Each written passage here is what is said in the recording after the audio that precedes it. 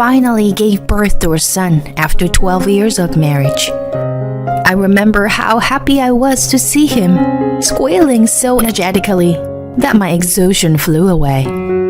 A few hours after the birth of my son, my husband and mother-in-law came to my hospital room.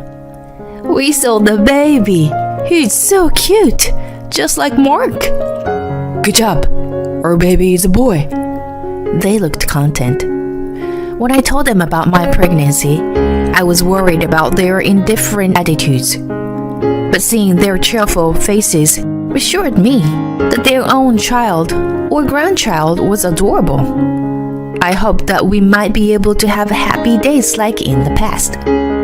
"So, we're getting a divorce." My husband initiated the divorce, as if it were a casual conversation. It was followed by my mother-in-law. "Well, we'll take the heir." She said it with a smile on her face, not changing her demeanor. "You're no longer needed. I've taken care of you for over a decade, so don't complain now." It's way too late to have the first child after 12 years of marriage. He should switch to a younger girl who can bear more children. I don't want to waste any more time with you. So, divorce me right away. Okay, then I'll destroy your home and company. My name is Sally. I'm a 34-year-old housewife. My husband Mark and I started dating back in the university. When we were students, we were an ordinary couple. I thought he was just like me, from an ordinary family. But after we engaged, I learned that his grandfather was a wealthy man who owned several companies. Moreover, they were so big that everyone knew about them. I was anxious about my marriage, thinking it was too much to be the wife of someone from such a family. But Mark said, "It's no different than any other family. Just that my grandfather is a business owner." He was a kind guy who always considered me. So I thought I could work things out with him and decided to marry him. After marriage, Mark and my mother-in-law Helen wanted me to live on a property and be a full-time housewife. Mark got a job at an ordinary company, so life was mostly normal for us. Except that I struggled to learn table manners when I had to go to a high-class restaurant for family gatherings. After the third year of our marriage, Helen, who had always left us couple alone, started interfering. It's already been 3 years, but no baby yet? Mrs. Miller's daughter just got pregnant. I wonder when I can meet my grandchild. She came over early in the morning and urged me to have a baby every day. I spoke to Mark about this. "She's been lonely ever since my dad passed away. We'll have a kid someday, so don't take it too seriously." He told me to be patient. I should have retorted to her, or blatantly asked Mark to tell her to stop. But I felt so bad about not being able to have a baby myself that I couldn't come on strong. Many years has passed, but still no baby. Meanwhile, her demand to have a grandchild got more intense. Not only that, she started harassing me about my chores, criticizing my cooking and throwing the food away, and ordering me to finish the mowing the yard within an hour. Once I told Mark that I was tired of the attacks from his mother and wanted him to do something about it. "Deal with it yourself. I'm tired, so don't bother me with such a trivial matter." He interrupted me and scolded me with a sigh. Around this time, he was busy establishing a company affiliated with his grandfather's and was to become the president. He was coming home late at night frequently, not only to work, but also to socialize and drink. And when I tried to talk to him, most of the time, he was too exhausted to listen to me. The numbers of occasions we spoke to each other became less and less, and our relationship as a married couple was diminishing. Even so, I thought that if Mark's work settled down and we had a child, we could go back to the days when we were close. So, I started infertility treatment. During the treatment, I often felt tired and couldn't do what I wanted. And I was also anxious that I wouldn't be able to have a child. It was mentally and physically exhausting. But I somehow managed to hang on, dreaming of a happy life for our family. As a result, we were finally able to have a child after 12 years of marriage. When the doctor told me I was pregnant, I wanted to jump up and down for joy. I called Mark right away. "Are you busy? Sorry to bother you. I just saw the doctor and I'm pregnant." Oh, good. I'm busy right now, so I have to go. His reaction was so cold that my high spirits disappeared. When I told Helen, Finally, I thought I wasn't going to have a grandchild. there was no words of joy or no congratulations, but only the reaction I didn't expect. So I was quite disappointed. Even after the news, Helen didn't stop harassing me, but continued ordering me to clean her house and stealing the meal I prepared, which added more burden on my shoulders. Mark was still coming home late and we didn't have time to talk. My feelings started wavering around this time. Should I get a divorce? But we might reconcile after the baby is born. A half a year later, I gave birth to my son. I remember how happy I was to see him squealing so energetically that my exhaustion flew away. I would have loved to have Mark with me there, but I told myself that he was too busy. He and Helen came to visit me a few hours later. I was surprised to see them both, as they never said they were coming. But I didn't say anything, thinking they were just rushing in to celebrate the birth. We saw the baby. It's so cute. Just like Mark. Good job. Our baby is a boy. They looked content. When I told them about my pregnancy, I was worried about their indifference. But seeing their cheerful faces reassured me that their own child or grandchild was adorable. I hoped that we might be able to have happy days like in the past. So, we're getting a divorce. Mark initiated the divorce, as if it were a casual conversation. It was followed by Helen. We'll take the air. She said it with a smile on her face, not changing her demeanor. What are you talking about? I just gave birth to your son, and you're talking about a divorce? You're no longer needed. I've taken care of you for over a decade, so don't complain now. It's way too late to have the first child after 12 years of marriage. I can't expect to have more grandkids from someone over 30, like you. You should switch to a prettier and younger girl who can bear more children. My mouth was agape from such a shock, and they thought I was incapable to fight back. They continued with their selfish claim. I guess you'll be struggle to make ends meet. After being a housewife for over 10 years, I'll be lenient with the child support. You can thank us for raising your son later. He's a precious heir. When they finished talking, they walked out of the room with satisfied looks on their faces. All I could think about was how to make him regret his decision. In my quiet hospital room, not once did I consider avoiding a divorce, which convinced me that my love for him was gone. After my mind was made up, I called my parents and asked them to pick me up upon my discharge. I assumed my son would be taken away from me if I returned home.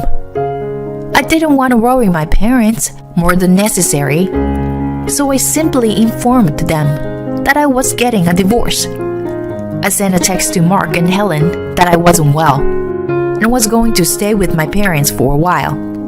Helen replied with complaints, but Mark simply wrote back, okay.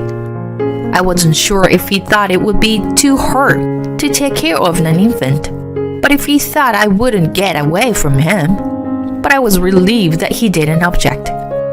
Although I was wary, they never came to the hospital or my parents' house again. While my mother was taking care of my son, I decided to call my grandfather-in-law to retaliate against Mark. I knew it was brazen on me to rely on him, but to weaken Mark and Helen's position with an extended family and to get me a lawyer, I decided it was necessary. It was my very first time calling him, so I was anxious while the phone was ringing. When he answered my call, I told him about what happened during my pregnancy and what I had been told by them right after I gave birth. I also forwarded the nasty messages I received from Helen and hinted to him that Mark probably had a mistress, from the way she mentioned switching to a younger girl. He couldn't make a decision based on my story alone, so he was going to investigate and then call me back on another day. I received a call from him a week later. From his investigation, he found that Mark had been cheating on me for 3 years, and Helen had been telling people that I had run away, and she was raising her grandson. My grandfather-in-law sounded stoic, but I could feel his quiet rage vibrating through the phone. To gather more evidence of adultery, I found a private detective to tell Mark, and my grandfather-in-law referred me to a seasoned lawyer. The more and more evidence of infidelity came out. His mistress was a gentle-looking girl in her early 20s. There were pictures of Mark going into her apartment, of him happily arm in arm with her, and of them going into our house together. There was a picture of the girl chatting with my mother-in-law, so she must have known about the affair. I was ready to retaliate. When my health was back to normal, Mark and I decided to discuss our divorce. We met in the meeting room at his company. Mark and Helen were already seated when I showed up with my lawyer. "Where's my grandson? You never let me see him since his birth." Helen grimaced at me. "He's with my parents." "You are too clumsy and not the best at raising a child. So give him to me now." "You hide in your parents' house and bring a lawyer with you? I was going to let you go without child support and alimony. But if you're willing to fight, I'll be thorough, too." "What do you mean by alimony?" "I'm going to take over my grandfather's company one day. And yet, I took care of a childless woman for over a decade. So it wouldn't be worth it if I didn't get alimony." Mark sneered, and my lawyer looked at him coldly. "I wonder which one of us would end up paying alimony." "Huh. Look who's talking." "Helen, let me check again. I'm having a hard time having kids, and I'm not getting any younger. So you want Mark to marry a younger girl?" "Right. You're not so bright and have no awareness of what kind of family you married into. We need a healthy, obedient, childbearing bride. Do you agree with her, Mark?" "Sure. I don't want to waste any more time with you. Let's divorce as fast as we can." Both of them said exactly what I wanted them to say, which made me grin. "Okay, I'm glad to hear that. Now I'm going to destroy you and your company. Huh? They rolled their eyes at each other and then burst out in laughter. You? Who do you think you are so succeed doing such a thing? His company is affiliated with his grandfather. You were born and raised in a poor family. There's no way you could do that. They continued to mock me for a while. Well, let's have a look at these first. I presented them with dozens of pictures on the table. Both of them immediately shut off their laugh and became serious when they saw them. So, what have they got to do with us? You may be mistaken. This woman is my friend from the university, and I was just being consulted about her career. I see. Then, how about these? I pulled out a voice recorder and played a conversation between him and his mistress about their honeymoon and married life. Both Mark and Helen turned pale when they heard the recording. What the hell is this? I got nothing to do with it. I hid a voice recorder in the house while you two were gone a few days ago. By the way, I bought it to get evidence of Helen's harassment. I expected Mark to deny everything when I showed him the pictures. So, I installed the voice recorder to make sure they couldn't get away with it. But we've been separated since you went back to your parents' house. So our marriage is being broken. We haven't been separated. I just went back home after the baby was born. In any case, I know you've been seeing her for 3 years. I have proof. That's a lie. Show me if you do. I met up with your mistress. I asked her to meet me since I had an impression that she might not know he was married. After hearing the recorded conversation, I was right. She was aghast and on the verge of tears when she found out. She led me to read the correspondence between Mark and her. I'm lonely right after a divorce. Will you accept me even though I'm a divorcee? There were several messages about him being single. I had taken pictures of those as proof of their affair. He was speechless after I showed them to him.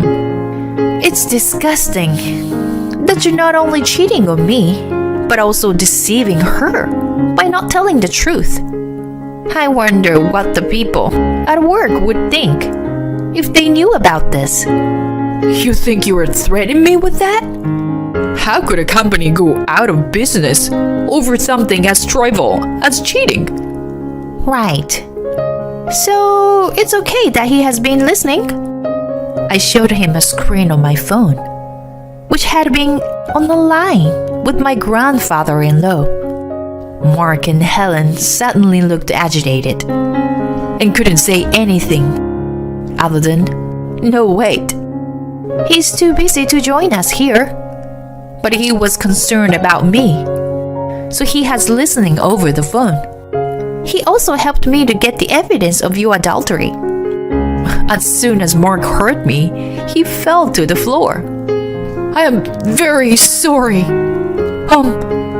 This is just a small marital dispute. When he started excusing, his grandfather scolded. A man who failed a woman he promised to protect wasn't capable of running a company. He said he was going to discipline Mark later and hang up the phone. Mark was still on the floor, frozen like a statue. Helen was pale as a ghost. Now, you know you can't get away with it. So, let's discuss child support and alimony. I was content to see the despair on Mark and Helen's faces. So I was going to let my lawyer take charge and wrap up the negotiation quickly. Let's not get divorced after all. The child should be with the birth mother. Drenched in his cold sweat, he suggested with a quivering smile. I laughed at his awkward expression and said, "You're right." His face immediately turned to a natural smile. My son needs a mother, but he doesn't need a father like you. Let me say it from me. This time, you're no longer needed. So, please divorce me. Showing the despair on his face, he held his head with both hands. My lawyer and I ignored him and continued the discussion. It didn't reach an argument on that day, and Mark also hired a lawyer. As a result, I was granted alimony of $100K as I wished. The only reason I got what I wanted was that there was no property of division. Mark was earning a good amount of money, but when he was put in charge of the company, he became carefree and bought suits and watches of prestigious brands. I asked once if he was saving, and he said now was the time to spend, and he kept splurging. I suspected that he wasn't saving. And just as I thought, his account balance was only a few $100s. As there were no savings, Mark and Helen had cashed in numerous brand name items to pay alimony. But it still wasn't enough, and ended up selling their house. They moved into a small apartment and started a new lives. His company lost affiliation with his grandfather, and the companies he was dealing with pulled out, so he went bankrupt. The employees who lost their jobs were taken in by his grandfather. He managed to find a new job, but his salary became half of what he used to make. It was impossible to make a proper living. So Helen, who had been housewife, needed work, a part-time job. The two incomes should have been enough to make a living for them. But Mark needed to pay child support, and both of them couldn't downgrade their lifestyle. So the amount of debt kept increasing. I heard Helen ask for help from her relatives. They didn't even decline, but ignored her completely. My recording of her harassment that was passed around among them seemed to be effective. It's been a year since the divorce. Mark has never asked to see his son. I wonder if he wants to, but he can't even pay his phone bill. That there's no way for him to get in touch with me. Either way, my son and I are enjoying our peaceful lives without having to deal with him and Helen. I can't imagine raising my son together with them. I'm grateful now that Mark initiated a divorce. I am Ava, and I am almost in my late 30s. Meanwhile, my friends around me were getting married and building families one after another. Ever since I broke up with my boyfriend when I was in college, I had been single for a long time. I was unable to find a suitable partner, and I looked at my friends who were happy with their families. I grew more and more impatient. Sometimes, when I met my friends for a girls' night out, those with families always said, "You should save money for yourself while you are still single." They advised that if you have a saving account separate from your common property, it will definitely be useful no matter what happens after you get married. I didn't really understand what they meant by that, but as a bachelorette, I didn't have the opportunity to be extravagant. And other than the living expenses that I put into my parents' house, I was steadily increasing my assets for myself by saving money and investing in stocks. I then finally decided to get married. Jacob works in sales for one of my business partners. As a receptionist, I often saw him coming and going within the company. As we greeted each other, we naturally began to have casual conversations, which led to a deep relationship. It wasn't long before we were ready to get married. My married life with my husband was very peaceful, and I felt very safe when I was with him. I felt a little bit awkward about getting married in my late 30s, but my husband was already in his 40s. I promised myself that I would cherish the time we spent together for the rest of our lives. However, this carefree life did not last long. The happy days soon faded away. The biggest culprit was my mother-in-law, Lily. When I went to greet her at the wedding, the first thing she said to me when she saw me was, "I thought you were a pretty young lady, but you actually look quite settled and plain. Huh. How old are you?" Her words were polite, but it was clear that she was being bitterly sarcastic toward me, an old woman. "I'm 37. Really? And this is your first marriage? You are not being punished too severely, are you? Do you have children?" No, nothing like that. Because I have never been married before. I wondered if that was the right way to turn things around. I also wondered about Lily, who was so blatantly inquisitive at the first meeting. My father-in-law was quietly listening to what I was saying, and my husband-to-be was smiling, as though he was very troubled. Why is he not protecting me? I realized that, although he was kind, he couldn't stand up for his mother. Thinking back, it may have already been decided that there was going to be an irreparable fraying of our lives. After our marriage, we moved in with my parents-in-law. Until then, my husband had always lived at home and supported his parents by himself. So he strongly asked me to support them after marriage. To be honest, I am not very good at supporting my parents-in-law, especially Lily. She's been the worst from the first time I met her, and that impression has never changed. I'm sure my mother-in-law is the same. Ever since we started living together, she has been sarcastic and harsh about every little thing.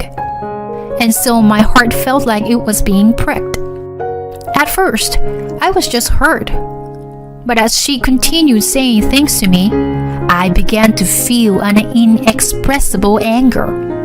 But I didn't want my marriage with my husband to be damaged, so I desperately endured the bullying. Recently, however, my mother-in-law began to mistreat me, not only with sarcasm, but also with blatant harassment. One morning, after getting ready, I went to the dining table to find out there was not enough breakfast for one more person. Is anyone skipping breakfast today? I wondered and asked my mother-in-law, who was cooking in the kitchen. "What are you talking about? Everyone is here today." "But there's not enough food for one more person, right?" "Oh, that. I don't like a girl who doesn't know what she's doing. So I didn't make anything for you." "Even though you usually cooked for us." "You are my daughter-in-law, aren't you? If that's the case, you should get up early and make breakfast for everyone. What kind of nerve do you have to leave it to me alone? I'm not going to cook for you from now on. Go eat on your own. It should be easy for you because you only have to cook for yourself, right? I'd been so lenient with you." My mother-in-law says this and makes breakfast just for my father-in-law and my husband, ignoring me at all costs. She even prepared a lavish box lunch for them. But obviously, I am the one who married into this family, so perhaps I should be more active in the housework. Even if she said some mean things to me, she'd been preparing meals for me so far. So my mother-in-law is not a bad person. That's what I told myself. However, after that, my mother-in-law's harassment of me escalated. One Sunday, my mother-in-law told me that she was going to meet her friend for the first time in a long time, and she was very excited the night before. When I woke up in the morning, she was already gone. And to be honest, I was relieved that Lily, who was always mean to me, was not there. The house was very quiet with my husband and father-in-law. I prepared lunch for the three of us. I wondered what time my mother-in-law would be home. I wondered if she would come home for dinner. I didn't hear from her until after 4 p.m. So I decided to cook only for the three of us who were at home at the time, and then decided to prepare dinner for my mother-in-law later. And when dinner was prepared, and the three of us were sitting around the table, I heard my mother-in-law's voice saying, "I'm home more happily than usual. I had so much fun today. It's so nice to see friends, isn't it? I bought souvenirs for everyone." My mother-in-law came into the living room, hurriedly saying so. Then looked at the dining table and suddenly became grumpy. "Did I ask you to prepare dinner?" "No, I didn't hear from you, so I thought you might be coming home late and prepare dinner. I thought I'd prepare dinner for you later." As I was stumbling over my words, my mother-in-law became angry. "Since I went out today, I was going to buy a lot of delicious delicacies from the department store. See? I bought all this food, and yet it's all for nothing.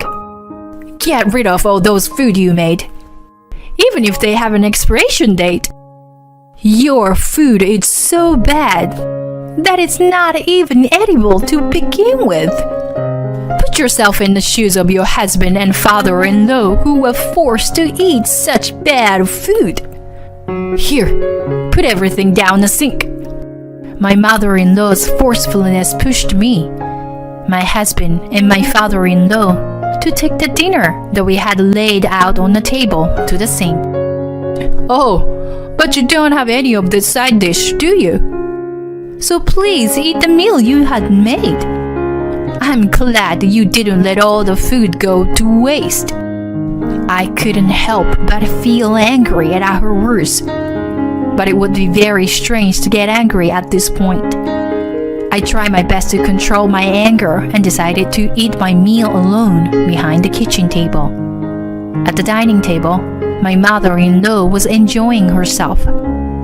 "This is bean curry tofu from famous Chinese restaurant, and this is from a famous chef." She was explaining to them about the food she had bought. She must have had a lot of shopping at the department store. They listened to her seeming completely uninterested, and she didn't even notice that they were looking a bit bored. I felt a little sorry for my mother-in-law, but as I was listening to her from the kitchen, I got flabbergasted when I saw her outfit. "Isn't that the new dress I had bought to wear on our next company trip?" I couldn't stand still, so I ran out of the room. Lily?" My mother-in-law looked at me with a surprised face. "That's my dress, isn't it? Why are you wearing it?" "Oh, I wanted to wear a new dress since I was going to meet a friend. I looked around and found just the right one. I'm sorry, I didn't know it was yours." I knew it was a lie. She knew it was mine, and she had deliberately worn it without permission. I was looking forward to going out in my new dress, and then she took it away from me so easily. Moreover, this dress was the perfect size for me. But when my mother-in-law put it on, her flabby belly was visible.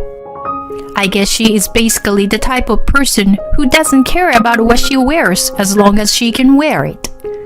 I don't know what people think of her outside the house, but I can't forgive her for ruining my new dress. Besides, that bag she's using was also mine, isn't it? I realized even more. The bag that my mother-in-law used to bring back souvenirs. It was also a branded bag that I had used with care. How could she use someone else's property without permission? Does this person have no common sense? You know what? I was going to do a lot of shopping today, so I thought a large bag would be good. I found just the right one, so I used this. Was this yours too? Then I'm sorry. My mother-in-law was so hateful to me. My anger had already reached its peak. This was not the first time my mother-in-law had taken my personal belongings without my permission. In the past, she had taken my watch, which was given to me by my mother. And she also traveled with my father-in-law, using the ticket that I was going to give to my parents as a present. There were many other incidents. After remembering all of this, I started to feel like I didn't care anymore. I'd been trying to keep my mouth shut and bear it because I don't want to ruin our family. But now, I have no choice but to take it out on her. But aren't you being a little too rebellious today? You only live here like a worm that eats on her own dime. So don't make a big fuss when I borrow something from you. If you have problem with me, you can leave any time you want. My mother-in-law said firmly. With those words, I felt something snap inside me. Yes, next week. I'll get everything done by next week. Having made up my mind, I then took a longer bath than usual that day to cleanse myself. The week that followed felt like a long time. My mother-in-law continued to harass me, but I could bear it knowing that it would be over soon. I no longer felt the shred of affection for my husband, who kept trying to put on a kind face. I was surprised at myself that my feelings for him have gotten cold. But I don't want to continue living like this anymore. I wanted to be free as soon as possible. With these feelings alone, I spent that week patiently enduring. Then came the fateful Sunday. My mother-in-law was humming to herself and vacuuming the house. The time when she could be happy like that would soon be over. I had called someone and arranged for him to come to our house in the afternoon. Then the person rang the doorbell. My mother-in-law was surprised at the sudden arrival and invited him inside the house. Well then, the counterattack begins. What is this all about? You say you're an appraiser, but what are you going to sell? My mother-in-law looks at me anxiously. The person I invited is an appraiser of antiques.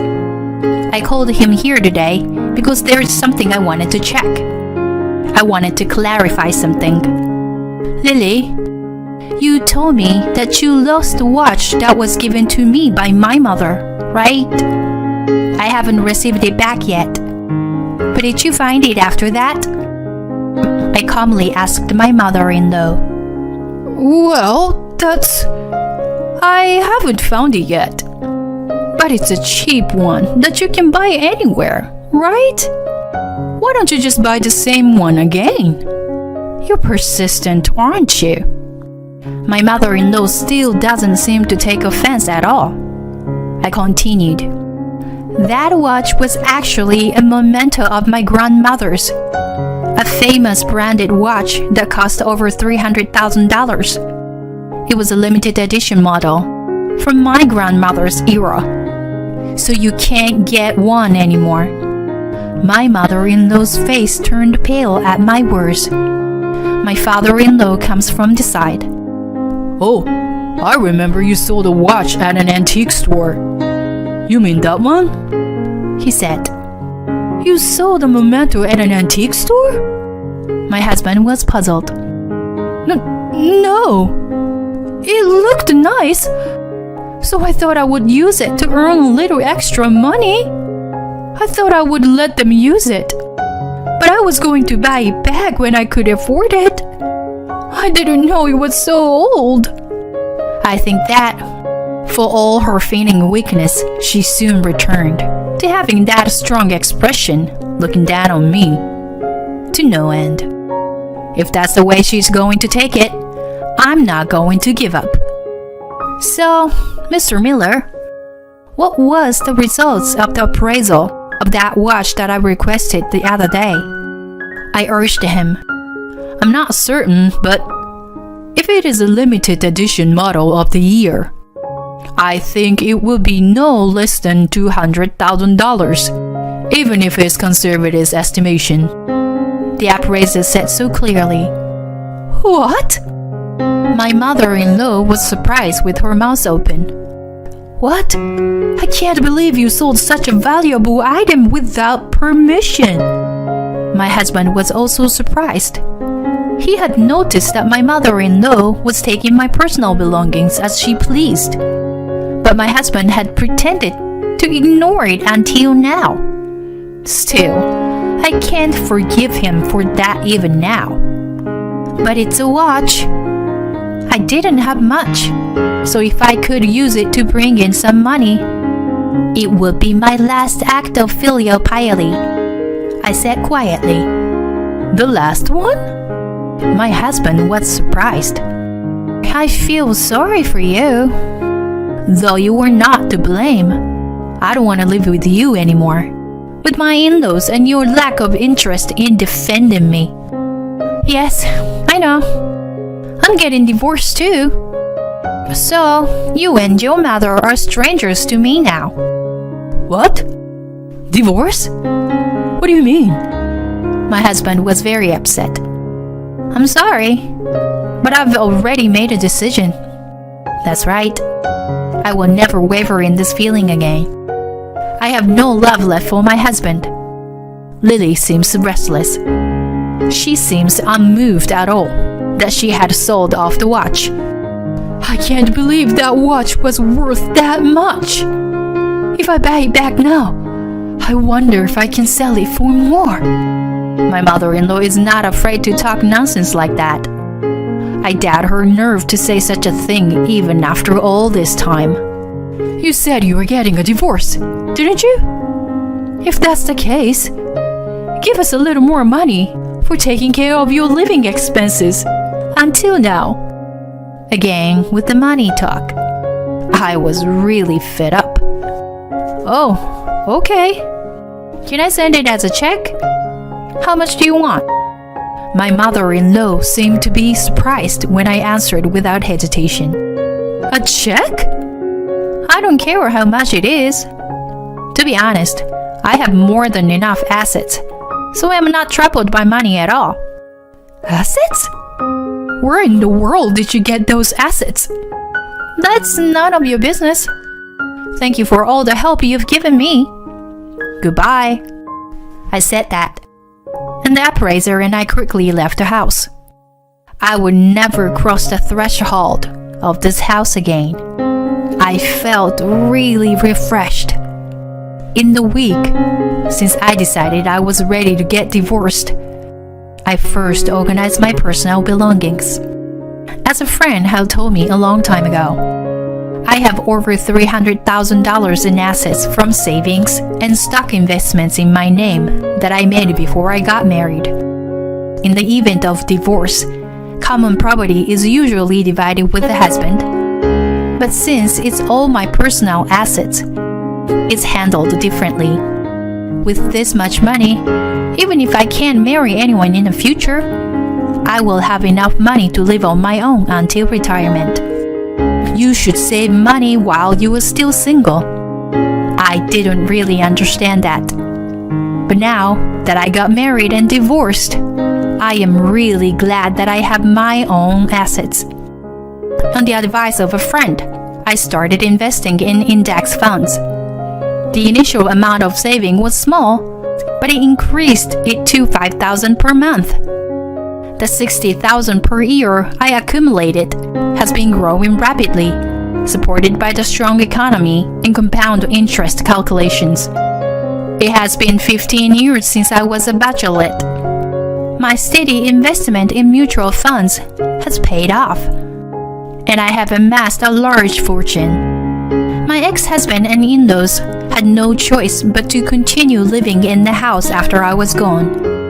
I heard that my ex-mother-in-law's harassment and bullying of me had become a rumor in the neighborhood, and she was very unhappy because she could no longer get along with them. My ex-husband was labeled as someone whose wife immediately ran away just when he had finally got married because he was too weak to stand up to his parents and take care of his wife. I think he will probably continue to pursue marriage, but honestly, I think it will be difficult. Marriage is not a goal, but a new start in life. I strongly felt that this time. I thought that since I got married in my late 30s, all I had to do was to spend the rest of my life peacefully. But I never thought that I would have such a turbulent married life.